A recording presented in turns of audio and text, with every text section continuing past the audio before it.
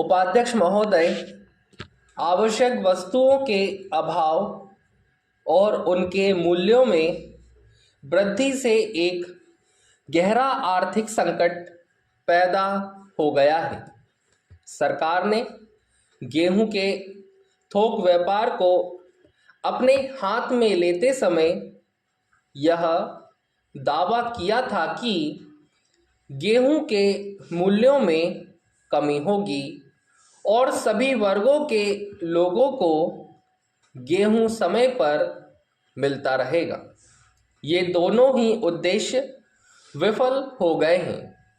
पहले जब फसल आती थी तो बाजार में पर्याप्त मात्रा में गेहूं उपलब्ध होता था, परंतु इस बार गेहूं उपलब्ध नहीं है।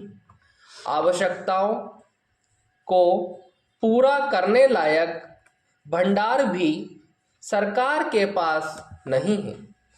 यह आरोप नितांत निराधार है कि भारत का किसान राजनीतिक दल के भड़काने के कारण अपना गेहूं सरकारी केंद्रों में नहीं ला रहा है।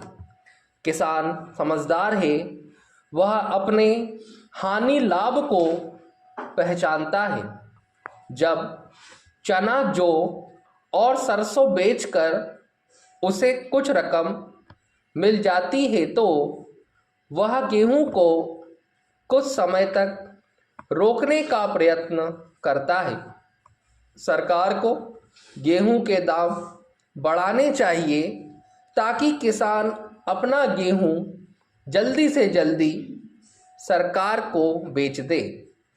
किसान को थोड़ा सा अधिक मूल्य देने में सरकार को संकोच नहीं करना चाहिए। आज कोयले की इतनी कमी है कि जहां पर कोयला होता है वहां पर भी कोयला लोगों को नहीं मिल पा रहा है।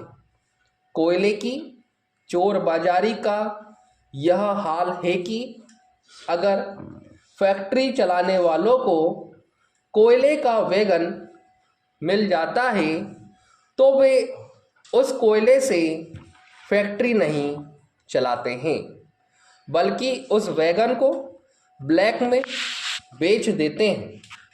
फैक्ट्री चलाने से उनको जितना मुनाफा होता है उससे ज़्यादा मुनाफा वे कोयले को ब्लैक में बेचकर प्राप्त कर लेते हैं। सरकार इस बात का पता लगा सकती है, परंतु वह पता नहीं लगा पाती है क्योंकि इंस्पेक्टर का हिस्सा फैक्ट्री वालों से बंधा हुआ होता है।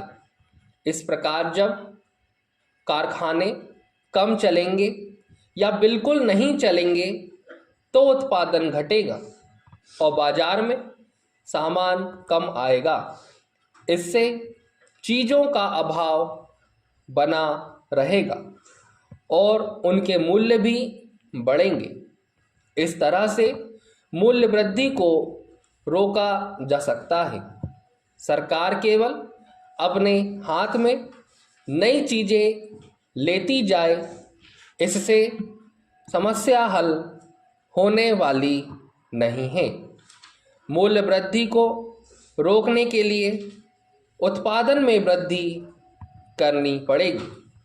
जब खाद्य समस्या का सवाल आता है तो प्रकृति को दोष देकर सरकार अपनी जिम्मेदारी से बचना चाहती है।